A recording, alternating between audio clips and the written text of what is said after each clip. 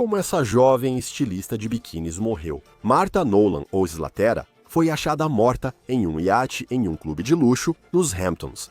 A última pessoa vista com ela foi um homem quase o dobro da idade dela, que, segundo relatos, estava nu após sua morte. Ele gritava por socorro no cais. Agora, sabemos mais sobre o que a autópsia do corpo de Nolan teria revelado. Isso eleva as perguntas sobre o caso e a morte dessa mulher a um novo patamar meses depois. Estamos no caso apresentado pela Law and Crime.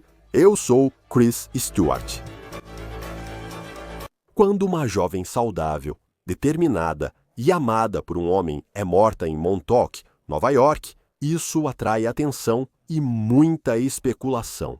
E isso certamente ocorre na morte de Martha Nolan ou Slatera.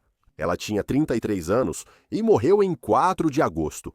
E meses depois, esse caso ainda é um mistério. Mas temos um novo desdobramento, onde a família de Martha Nolan ou Slatera diz que fez uma segunda autópsia em seu corpo.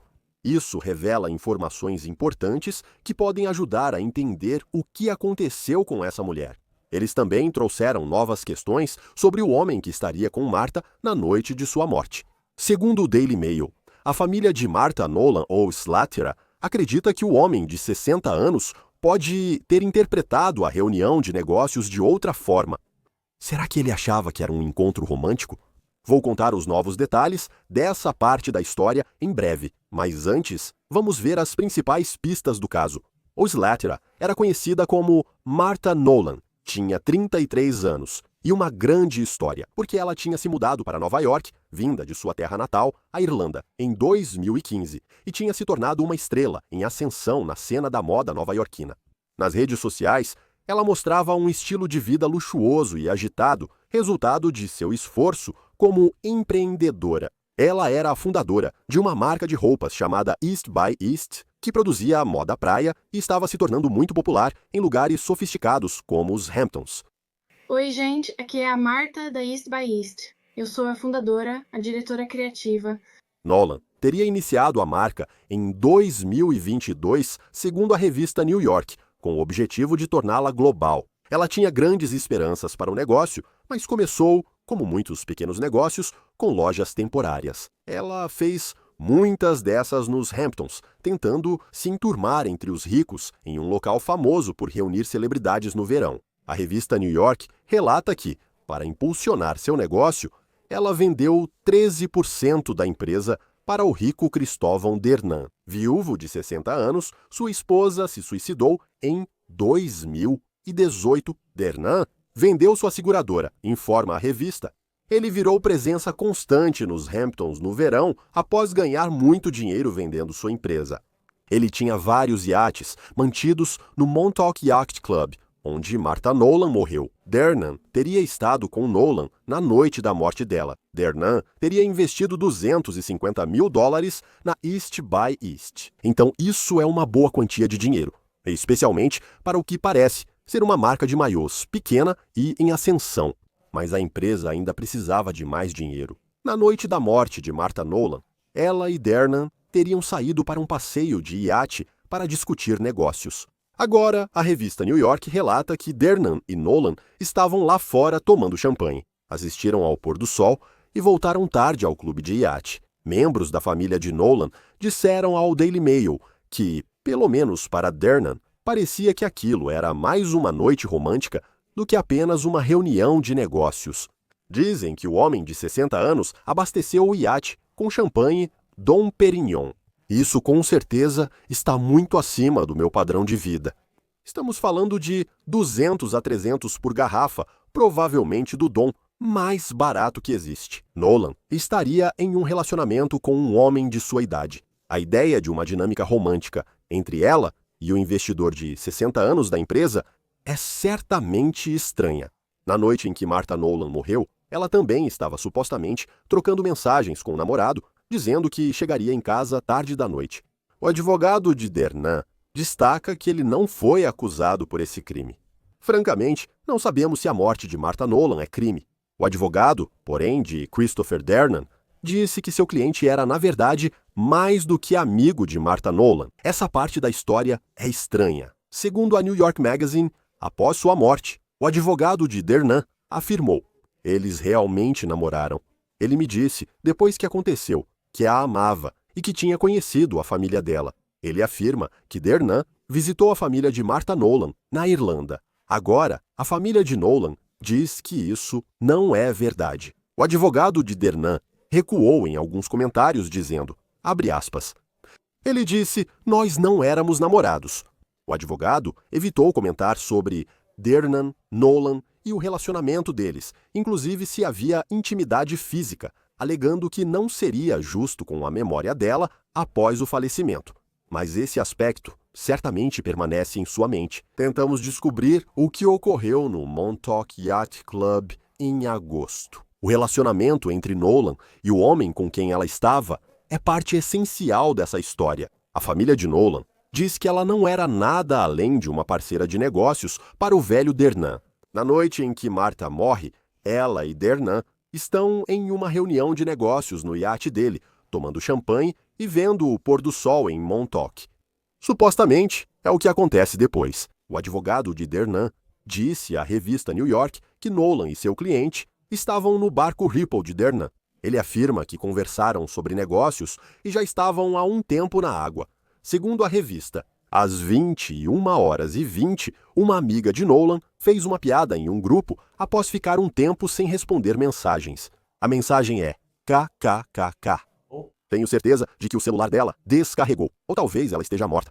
Nolan respondeu 10 minutos depois. Kkkk, estou no clube de iate. Meu celular está ligado. Cerca de 1 hora depois, Nolan morreu. O advogado de Dernan afirmou. Por volta das 10h30 ou 11h, Martha Nolan desmaiou. O advogado afirma que Dernan disse que pareceu um ataque cardíaco.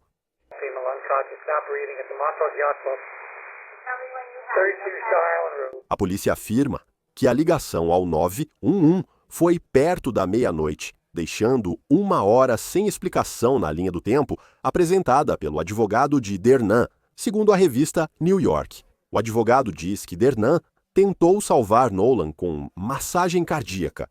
Mas em outra reviravolta estranha relacionada a esse homem com quem Nolan estava, Dernan estava supostamente nu, procurando ajuda para Martha. O New York Post ouviu testemunhas que viram Dernan jogar protetor solar em barcos e gritar para acordar as pessoas. Façam alguma coisa. A pergunta é, por que esse homem estava nu numa segunda à noite após uma reunião de negócios com uma mulher de 33 anos? O advogado de Dernan disse à New York Magazine que sua cliente precisou tirar a roupa, pois estava coberta de vômito da Nolan. Ele também diz que seu cliente não sabe por quanto tempo fez reanimação cardiopulmonar em Nolan, como uma explicação para qualquer lacuna de tempo que possa parecer não explicada desde o momento em que Martha Nolan perdeu a consciência até o momento em que a polícia foi chamada. A polícia não informou que havia sinais de crime na morte de Martha Nolan. Mais uma vez, Christopher Dernan não foi acusado. Mas há muita especulação sobre o que pode ter acontecido, e fotos como esta definitivamente alimentam essa especulação. Uma substância branca em pó teria sido achada no barco de Dernan após a liberação policial. Isso aumentou a especulação de overdose na morte de Nolan. O advogado de Dernan disse a New York: o pó que você vê no barco não é uma substância ilegal deixada para trás, mas poeira deixada pela polícia ao procurar impressões digitais a bordo. O advogado de Dernan afirmou que seu cliente relatou aos detetives que Nolan se ausentou 2 vezes naquela noite, e isso sugere que talvez ela tenha ido ao banheiro. Ou será que pode ser um sinal de alguém se retirando para o banheiro para usar drogas? No entanto, o advogado da família de Nolan contestou isso, rejeitando a possibilidade de ela ser usuária de drogas. Ele disse ao The New York Post que ela não usava drogas. Agora isso nos leva a essa nova informação sobre a autópsia que a família de Martha Nolan solicitou. A família de Nolan pediu sua própria autópsia no corpo dela. Essa autópsia descobriu que ela tinha, abre aspas, apenas vestígios de cocaína em seu sistema. O Daily Mail foi o primeiro a noticiar isso. O New York Post afirmou que Nolan provavelmente morreu de overdose e aguarda o resultado oficial da autópsia das autoridades. Porém, a autópsia familiar aponta que a quantidade de drogas em seu corpo não era letal. Eles também apontam que a cocaína poderia estar no sistema dela dias antes da morte. A autópsia também mostra que ela era jovem e saudável. Segundo o Daily Mail, não houve sinais de crime como estrangulamento ou trauma por objeto contundente. Então isso continua sendo um mistério, enquanto aguardamos o laudo oficial final da autópsia das autoridades e o resultado do exame toxicológico. O advogado da família de Nolan não respondeu nossas ligações. Christopher Dernan não foi acusado em relação à morte de Nolan. Agora, para comentar o caso, está conosco a Dra. Nada Rutherford, médica legista de Richland, Carolina do Sul. É sempre ótimo tê-la no Law and Crime e contar com sua ajuda para entendermos relatórios assim. A família de Martha Nolan faz a segunda autópsia e, segundo relatos, ela encontra vestígios de cocaína no sistema dela. Que possibilidades isso poderia abrir em relação à causa da morte dela? Obrigada por me receber, Chris. Vamos falar sobre o real significado de vestígios de cocaína. E como eles não forneceram detalhes, é realmente difícil entrar no cerne do que está acontecendo. Vestígios podem ter vários significados. A cocaína, droga original, foi realmente encontrada? Ou foram encontrados os metabólitos da cocaína? Então você tem dois principais. Você tem benzoilecgonina e também tem o éster metílico de acegonina. Ambos são metabólitos. Uma vez que a cocaína é ingerida no corpo, é assim que ela se decompõe. Então, se você pensar em um remédio para resfriado, ele pode ter acetaminofeno e pode ter dextrometorfano, certo? Como isso é metabolizado no corpo é muito importante. O que estamos vendo? Estamos vendo vestígios de cocaína. Ou seja, essa é uma pessoa que normalmente não usava cocaína ou usou cocaína dias antes e ainda está aparecendo no exame toxicológico dela. Além disso, a família fez um painel básico ou um painel expandido. Eles não informarem se os vestígios de cocaína são metabólitos ou a droga original é fundamental para mim em uma investigação de morte, pois preciso dessa informação. E mesmo que possam ser quantidades vestigiais, a cocaína não é uma droga segura de se usar porque ela aumenta a pressão arterial. Ela pode causar um derrame em alguém, pode fazer com que o ritmo cardíaco fique anormal e provocar uma arritmia ou disritmia. Então, não podemos simplesmente ignorar essa quantidade vestigial de cocaína. Pode não ter sido o que consideraríamos uma quantidade letal, mas não podemos ignorar isso. Isso é interessante, como a ideia de um derrame, pois Martha Nolan tinha 33 anos, parecia saudável, segundo a autópsia da família. Sabe, nenhuma condição que a gente saiba. O advogado do homem que estava com ela quando morreu contou à revista New York como foram seus momentos finais. Parecia que ela tinha um ataque cardíaco. Existe alguma possibilidade de, com base no fato de ela ter vestígios de cocaína no organismo?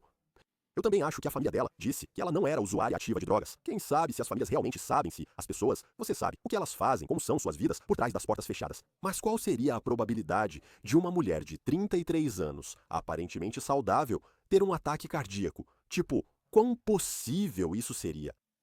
Se você lembra, eu disse que a cocaína aumenta a pressão arterial. Não importa a sua idade, mas sim o quanto sua pressão arterial sobe e a rapidez com que atinge esse nível. Novamente, as arritmias que podem acontecer, o coração bate tão rápido que pode não conseguir acompanhar. E se ela parece estar tendo um ataque cardíaco, é bem possível que ela realmente tenha tido um ataque cardíaco. Como enfermeira da emergência, já vi muitas pessoas na casa dos 30 anos chegarem e precisei dizer: não estou te julgando. Só pergunto se usou cocaína. Elas negam, mas depois admitem: sim, usei um pouco. Ok, legal. Agora eu sei como te tratar, mas se a gente não tem essa informação, fica muito difícil prestar atendimento.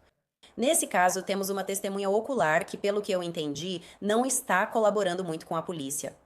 Ele também teve um comportamento aparentemente estranho antes da morte dela, correndo pelado pelo clube e jogando protetor solar em outros barcos. E, novamente, essas são apenas, coisas que estão na mídia. Mas não podemos ignorar todas as peças do quebra-cabeça para conseguir enxergar o quadro completo aqui. Ela está com Christopher Dern, de 60 anos.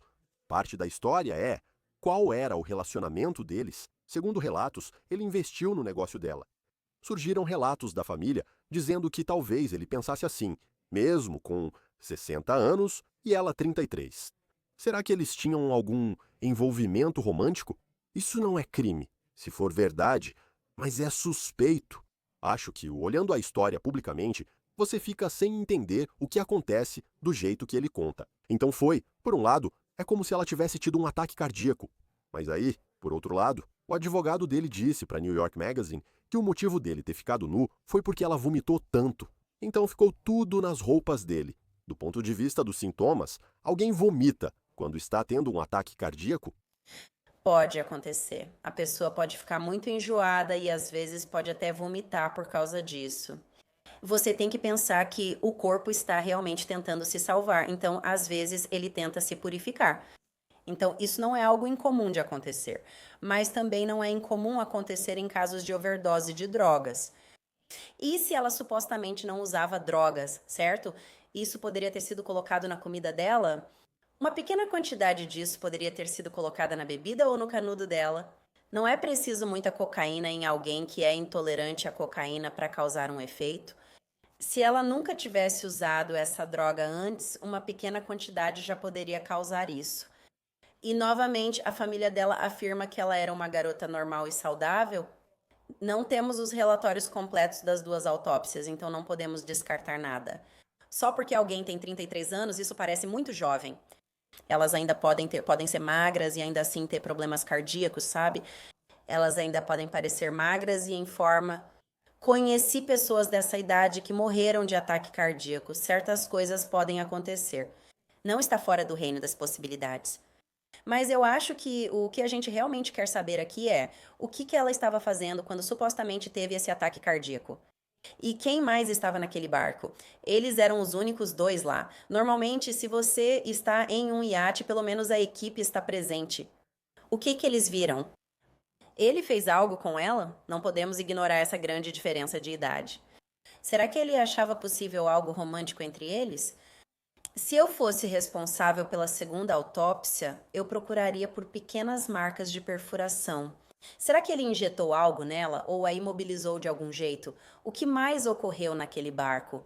E eu acho que um exame minucioso das dobras do corpo dela, como nas axilas, entre os dedos dos pés, na região dos seios. Essas coisas são muito importantes de serem analisadas com muito cuidado para garantir que nada passe despercebido. Eu sei que precisamos de mais detalhes sobre o que realmente significa vestígios de cocaína. Segundo o artigo do Daily Mail, uma fonte da família comenta sobre a autópsia e o que foi encontrado. Eles dizem que realmente não há prova de que ela tenha ingerido cocaína naquela noite, que, sabe, como a gente sabe quando alguém, se ela tem, digamos, vestígios no organismo, como a gente descobre quando ela pode ter ingerido essa cocaína. Bem, de novo, quais metabólitos estão presentes? Normalmente, ao fazer um painel expandido, você vê todos os metabólitos da droga original, a cocaína. Por isso, o nível desses metabólitos será muito importante. Então, quando você vê um nível de cocaína de 12, mas o de benzoilegonina era 1.500, bem, a gente sabe, olhando para isso, que como o metabólito está mais alto do que o composto original, foi uma ingestão muito recente e o corpo estava tentando metabolizar aquilo ativamente. O que eu gostaria de saber, mais importante ainda, é o que tem no vítreo dela, aquele fluido gelatinoso que eles podem extrair do olho. O sangue é ótimo, mas o que o vítreo revela? E isso às vezes vai nos dar uma indicação mais clara do que pode ter estado no sistema dela, meio que em um período de tempo mais longo. Então eu definitivamente gostaria de ver o que o humor vítreo dela revelou, mas também gostaria de saber se ela tinha algum distúrbio ou desequilíbrio eletrolítico. Esse metabólito só indica se ela tomou algo horas antes da morte ou se estava no sistema por 24 a 48 horas. Né? A cocaína é eliminada do organismo relativamente rápido, né? Não é como a maconha ou o tetrahidrocannabinol. Isso pode durar de 3 a 6 meses, mesmo analisando os folículos capilares. Mas eles também poderiam tentar analisar os folículos capilares dela para ver se aparece alguma outra substância. Quero ver os resultados do exame toxicológico de urina dela.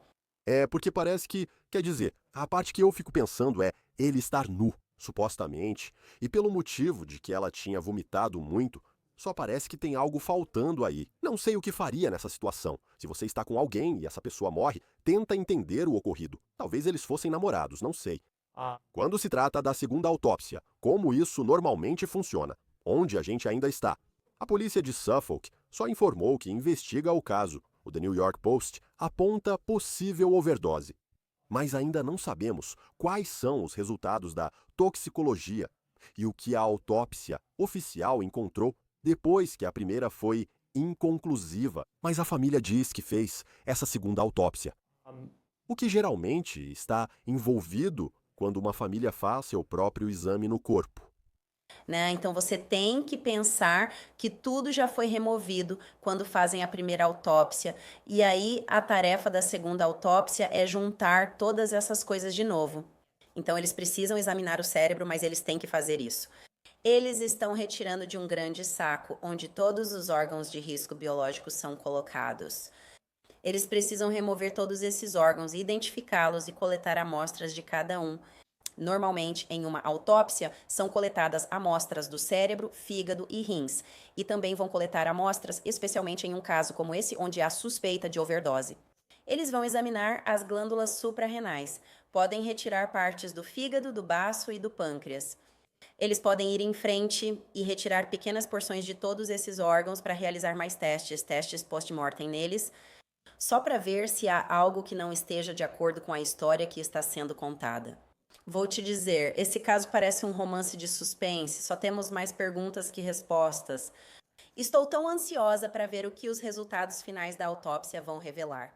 E às vezes eles podem ser diferentes, o que é realmente interessante.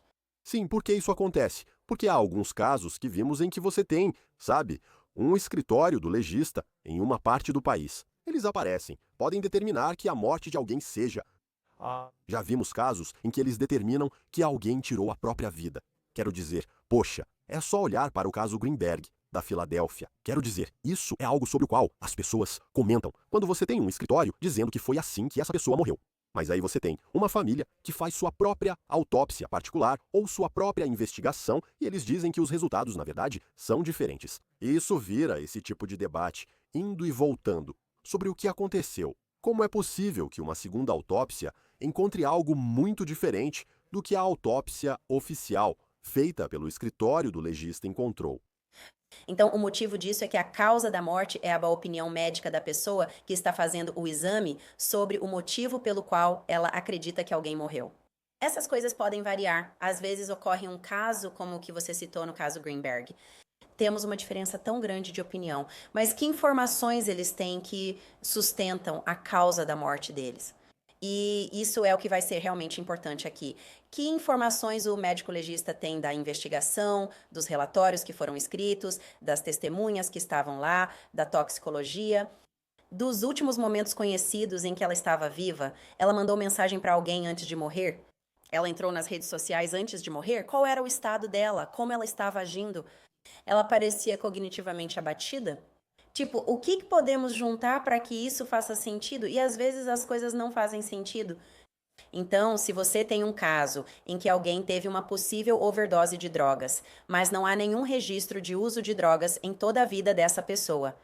Por isso, as conversas com as amigas dela são importantes. Só queremos saber o que aconteceu com ela. Ela já usou cocaína alguma vez? Você já viu ela usar algum tipo de droga? Isso vai ser importante. E então, por outro lado, na segunda autópsia, pode ter alguém dizendo que era uma quantidade residual. Não era o suficiente para causar esse tipo de reação. Nós não acreditamos que as drogas tenham sido a causa, de forma alguma. Talvez elas tenham contribuído para o que já estava acontecendo com ela, mas podem não ser a causa oficial da morte. Então, sim, você pode ter duas opiniões muito diferentes sobre como alguém morreu, porque, novamente, é apenas uma opinião médica. E quando se trata disso, quero dizer, até este ponto, novamente, é só isso. Nós só sabemos o que a autópsia da família encontrou. Ainda não sabemos o que o condado de Suffolk encontrou. Mas o fentanil é frequentemente citado em casos de overdose. Quão profundo? Isso é no corpo de alguém. Se ela ingerir fentanil, se fosse algo que pudesse ter sido, e nós não sabemos neste caso. Mesmo com pouca cocaína, se houver fentanil e ocorrer overdose, Isso é perceptível no corpo ao examinar?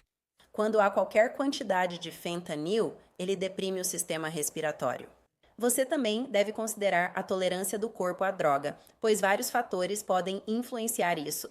Se a pessoa bebia ou usava outros medicamentos, sejam de venda livre ou prescritos. Que outras coisas estavam presentes junto com essa quantidade residual de cocaína? Se você usa um estimulante e depois adiciona cocaína, isso pode causar arritmia cardíaca. Ainda está no corpo, mesmo se você usou cocaína 2 ou 3 dias atrás. Se ainda houver vestígios disso no seu corpo e você tomar outro remédio, pode ocorrer uma reação adversa até fatal. O fentanil é cerca de 200 vezes mais potente que a morfina, é um opioide analgésico e é muito poderoso. Por isso, ele é prescrito em microdosagens. Se você consumir uma pequena quantidade de fentanil misturado com cocaína, como ocorre em muitos casos de overdose, a menor quantidade, menor que o tamanho de uma moeda de 1 centavo, pode causar uma reação fatal, porque, literalmente, o corpo esquece de respirar. Uau! E por fim, como isso ainda é um mistério até agora, já houve algum caso quando sai o exame toxicológico. A autópsia é concluída, mas continua inconclusiva e sem causa da morte definida. Com certeza. Por isso existe a classificação de indeterminado, pois às vezes, mesmo juntando todas as peças, nada faz sentido. Ou você tem uma causa de morte que pode ser igualmente provável em... Você tem natural, acidental, suicídio, homicídio e indeterminado. Temos a categoria indeterminado porque geralmente não é possível escolher entre 3 opções. Sabemos que não foi morte natural. Agora precisamos determinar se foi homicídio, acidente ou suicídio. Ninguém sugeriu suicídio, então temos apenas homicídio e acidente. O que aconteceu com o cara que estava com ela, quem mais estava presente e quais foram seus últimos momentos antes da morte? É essencial obter os depoimentos dessas pessoas. Vamos ver o que acontece. Continua um mistério meses depois. Doutora Nada Rutherford, sempre fascinante conversar com você. Médica legista de Richland, Carolina do Sul. Obrigado por estar conosco no Law and Crime. Obrigada, Chris. Espero que nossa família tenha respostas. Isso é tudo para o On The Case, apresentado pelo Law and Crime. Inscreva-se no nosso canal no YouTube e no Spotify. Eu sou Chris Stewart. Nos vemos na próxima vez.